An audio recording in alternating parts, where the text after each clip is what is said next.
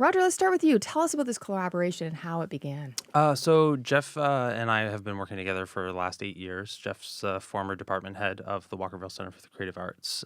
So upon his retirement, we really wanted to continue like working together and keeping up that partnership. Especially our students have like such a strong bond with Corda, and they do lots of work with them to begin with. So it just felt like a natural fit to keep working with Jeff and having a bigger partnership build with Corda. For people who are maybe less familiar, can you explain that partnership that already exists and how this will change things? So basically, it's Jeff and I were starting this out, working together, and we're just trying to see what other artistic opportunities our students can really have with Corda and their expertise. So it gives our students another chance to perform throughout the year, and it gives Corda another chance to like be staging a production, just because their space is so filled up throughout the year, and our space is busy, but we have a little bit more leeway. So it's just kind of like benefiting both groups. Jeff, what are your thoughts on working together? Oh, I'm really excited to do it again.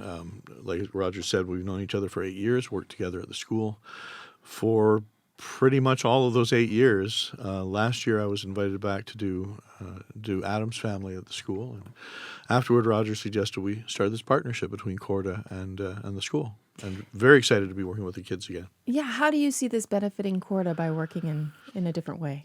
Well, one of the things we find at Corda is we get a lot of we're always looking for new actors, especially young actors, which can be hard to do. We've got so many theater companies here in the city, especially ones that cater to young people who continue with them into their late teens, 20s, and so on. This is a nice way to kind of catch kids at Walkerville, show them there's a theater in their neighborhood. We're only about 5-6 blocks apart, I guess. Yeah. And to give them an opportunity to work, as Roger said, in a different space with a different crew of people on plays that maybe you wouldn't be able to do in a high school setting. Roger, tell us about the first show. So it's the Cyclops. So it's Euripides. It's an adaptation which Jeff wrote and adapted, and it's looking good so far. Things are coming together. It's like we're Tech Week, so things are pretty busy, and our students are really excited about everything that's coming along. I know I was helping our technical director put up a bunch of plywood yesterday for our set. So, yeah, it's coming along really nicely. And Jeff, you wrote it. What do you want to add? Well, it's not the first time I've written a play. I've written a few for Corda, and this is a play that I've liked for a long time, but the problem with it is in the original, there are only 3 speaking parts and a chorus. And the chorus, of course, perform as a group. Not exactly conducive to a big high school production where you've got lots of kids. So instead I rewrote it. There are 21 speaking parts now. When we had the auditions, there were 14 speaking parts. I went home and rewrote and added more because we had so many kids interested in being part of the show. That's interesting because that sort of gives us an insight into how this partnership could change theater by taking 4 roles and now you have 21 roles. Yeah, really build on that.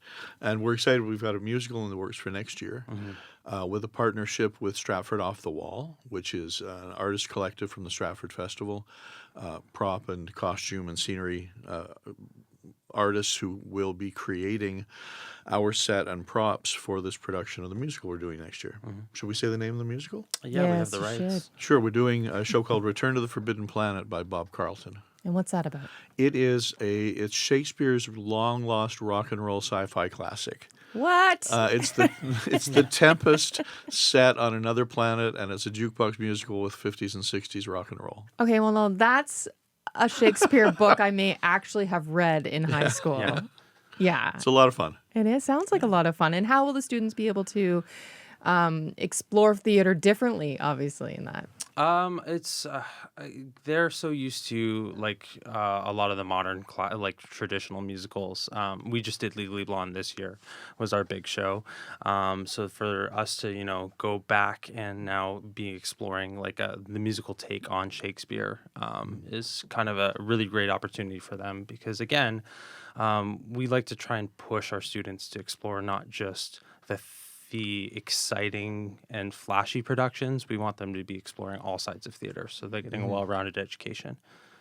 What's it like teaching theater in a city where they have opportunities after they graduate to stay in Windsor and be part of the community?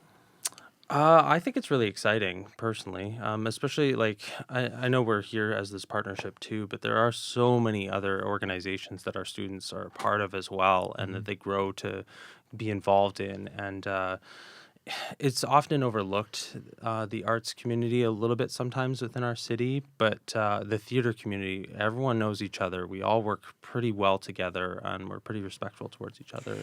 Yeah, previously we were talking about the lack of opportunities to pay people in theater Yes. space. Yeah. Is that something you guys are experiencing as well? Oh, absolutely. We've got. There was a time when there were more than 20 community theaters between Windsor and Essex County. I think there are about a dozen now. But this city's never really supported a professional theater company. It's been tried over and over again. Dan Kelly tried 40 years ago. George Nielsen tried 30 years ago. So many companies have tried to pay a living wage to actors around here, and it just the community supports community theater, but doesn't support the professional side of it. And from your perspective, why is that?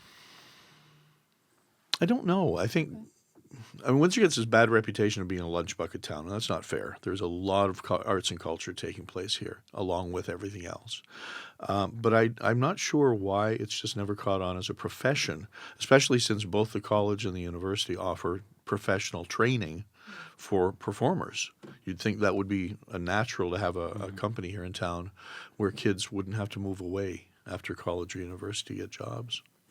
What about kids that you work with? I'm wondering if you hear them having a bit of frustration as well, the idea that they would have to move away if they wanted to pursue theater.